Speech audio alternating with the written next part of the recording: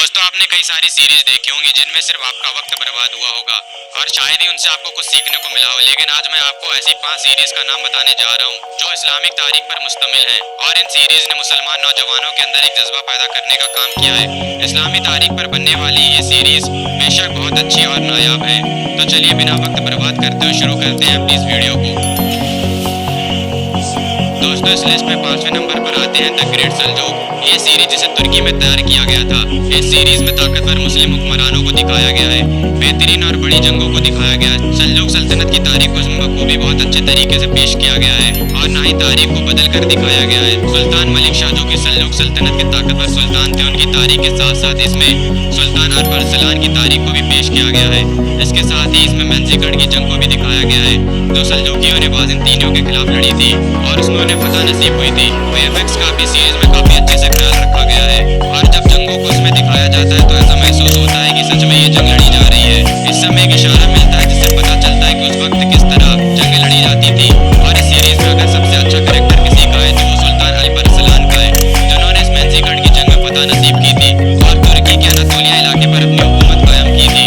अगर आप सल्जूक सल्तनत की तारीख पर एक फुल वीडियो चाहते हैं तो मुझे कमेंट कर दीजिएगा, इंशाल्लाह मैं उसे जरूर बनाऊंगा। अगर बात नंबर 4 की करें तो उस पर आती है सुल्तान अब्दुल हमीद की सीरीज।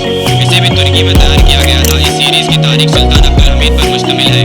सुल्तान अब्दुल हमीद सल्तनत उस्मानिया के एक ताकतवर सुल्तान थे जिन्होंने कभी भी यहूदियों से पैसे के बदले यरूशलेम की जमीन को नहीं बेचा। सुल्तान अब्दुल हमीद को कई बार यहूदियों ने पैसे देकर जमीन लेने की कोशिश की, लेकिन उन्होंने बार बार मना कर दिया।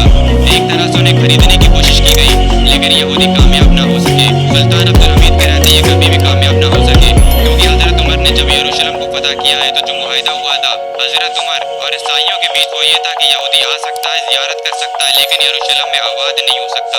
इससे पहले की खिलाफतों ने भी इस फैसले को माना और उन्होंने जमीन को नहीं बेचा। और सुल्तान अब्दुल हमीद के वक्त फ्रांस में रसूलुल्लाह सल्लल्लाहु अलैहि वसल्लम पर एक शो बनाया जा रहा था जिसमें रसूलुल्लाह सल्लल्लाहु अलैहि वसल्लम की बेहुरमती हो रही थी। तो सुल्तान अब्दुल हमीद ने फ्रांस को वार्निंग देते हुए कहा था कि अगर उसने ये शो नहीं रोका तो वो फ्रांस पर हमला कर देंगे, और उन्होंने इस शो को नहीं चलने दिया। और जो आज मंजर पेश आया स्वीडन में कुरान को जलाया गया है, तो सोचिए अगर ये चीज़ सुल्तान अब्दुल हमीद के वक्त में पेश आई होती तो क्या होता। खिलाफत राशिदा का तो बड़ा ऊंचा मुकाम है, इन 57 मुस्लिम देशों से बेहतर सिर्फ एक खिलाफत है। अगर आपको वक्त मिले तो इस सीरीज को जरूर देखिएगा, आपको इस सीरीज के जरिए काफी कुछ तारीख के बारे में जानने को मिलेगा। नंबर 3 पर जो सीरियल है उसका नाम है कुरुलुस उस्मान। ये सीरियल अर्तुरुल गाजी के बेटे और सल्तनत उस्मानिया की नींव रखने वाले सुल्तान उस्मान गाजी पर मुश्तमिल है। ये वही उस्मान गाजी है जिन्होंने सल्तनत उस्मानिया की नींव रखी थी, जो कि तकरीबन 600 से भी ज्यादा सालों तक कायम रही और सदियों तक दुनिया की एक सुपर पावर बनी रही। किसी में भी इतनी ताकत नहीं थी कि वह सल्तनत उस्मानिया का सामना कर सके।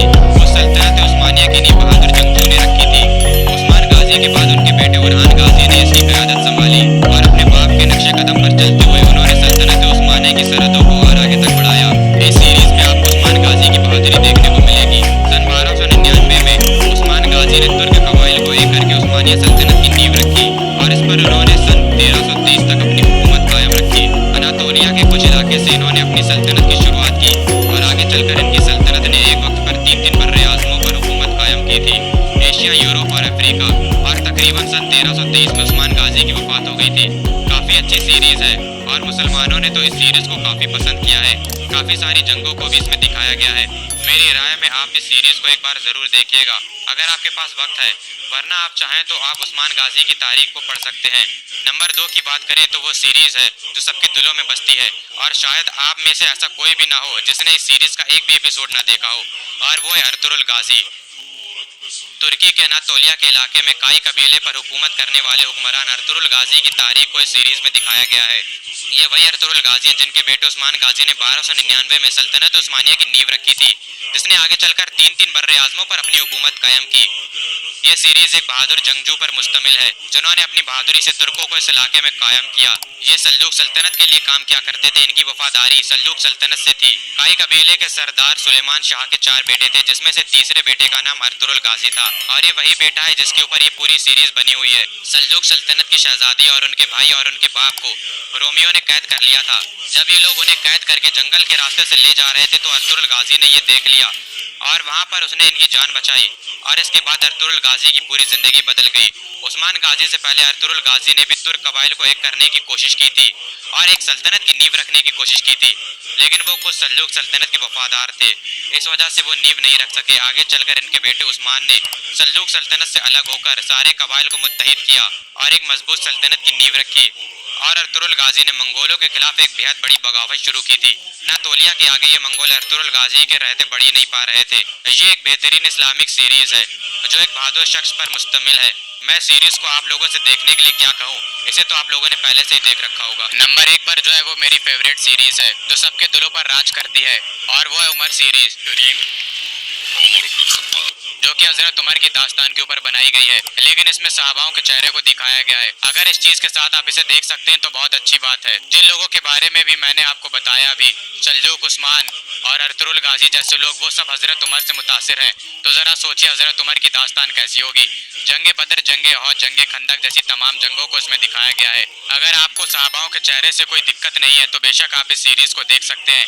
हजरत अबू बकर की खिलाफत का दौर, मुसैलिमा और तुलाया से जंग, जो खुद को पैगंबर बता रहे थे, उनसे मुसलमानों की जंगों को दिखाया गया है। हजरत खालिद बिन वलीद और हजरत अबू उबैदा की बहादुरी को दिखाया गया है। हजरत अबू बकर, उमर, उस्मान और हजरत अली की दोस्ती को बहुत अच्छे ढंग से पेश किया गया है। हजरत अली की जंग खंदक में बहादुरी को दिखाया गया है। यहाँ तक कि इसके बाद हजरत उमर ने जब खिलाफत को संभाला है तो वो भी इसमें पेश किया गया है। यरमुक और कासिदिया जैसी जंगें दिखाई गई हैं। हजरत उमर ने जब यरूशलेम को फतह किया है वो भी दिखाया गया है। कैसे मुसलमानों ने रोम और फारिस की सल्तनत को तबाह करके रख दिया, और मिस्र पर कैसे हजरत अमर बिन अलास ने हुकूमत कायम की। हजरत उमर की अदालत, उनके इंसाफ, हर एक चीज को बेहद ही खूबसूरत ढंग से पेश किया गया है। बाकी और सारी सीरीज के मुकाबले ये काफी छोटी है। इसमें महज 30 एपिसोड है, जिन्हें आप चाहें तो एक महीने में भी देख सकते हैं, जिन्हें देखने के बाद आपका वक्त नहीं बर्बाद होगा, बल्कि आपको खुद पर फक्र महसूस होगा कि आप किस उम्मत से हैं। खैर, ये वो 5 सीरीज हैं जो इस्लामी तारीख पर मुश्तमिल हैं। सबको एक साथ देखना तो मुमकिन नहीं है, इसलिए मैं कहूँगा कि आप सबसे छोटी और शानदार सीरीज उमर सीरीज को देखना शुरू करें। और इसी के साथ हमारी ये वीडियो भी खत्म होती है। उम्मीद करता हूँ ये वीडियो आपको पसंद आई। उसी तरह की और वीडियोस देखने के लिए हमारे चैनल को सब्सक्राइब कर लें। जल्द मुलाकात होगी किसी नई वीडियो में, जब तक के लिए अल्लाह हाफिज।